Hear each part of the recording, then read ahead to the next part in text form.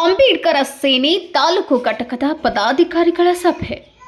ಸಂಘಟನೆಗಳು ಸಮಾಜದಲ್ಲಿ ಅನ್ಯಾಯ, ದೌರ್ಜನ್ಯ ಹಾಗೂ ತುಳಿತಕ್ಕೆ ಒಳಗಾದ ಜನರ ಧ್ವನಿಯಾಗಿ ಕೆಲಸ ಮಾಡಬೇಕು.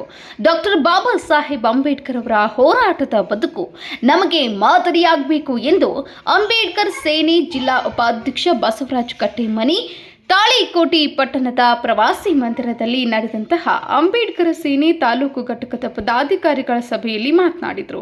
ತಾಳಿಕೋಟೆ ತಾಲೂಕು ಘಟಕದ ಅಧ್ಯಕ್ಷರಾದಂತಹ ಗೋಪಾಲ್ ಕಟ್ಟಿಮನಿ ಮಾತನಾಡಿ, ಪದಾಧಿಕಾರಿಗಳು ಸಂಘಟನೆಯ ನಿಯಮ ಹಾಗೂ ಶಿಸ್ತನ್ನು ಕಡ್ಡಾಯವಾಗಿ ಪಾಲಿಸಬೇಕೆಂದು ಹೇಳಿದರು. ಈ ಸಂದರ್ಭದಲ್ಲಿ ಸಂಘಟನೆಯ ಅಲ್ಪಸಂಖ್ಯಾತ ಘಟಕದ ಅಧ್ಯಕ್ಷರಾಗಿ ಮೆಹಬೂಬ ಅವಟಿ, ಉಪಾಧ್ಯಕ್ಷರನ್ನಾಗಿ ಮೌಲಾಲಿ ಪಿಂಚಾರ್ ಅವರನ್ನ ಸರ್ವಾನುಮತದಿಂದ ಆಯ್ಕೆ ಮಾಡಿ ಆದೇಶ ಪತ್ರ ವಿತರಿಸಲಾಯಿತು.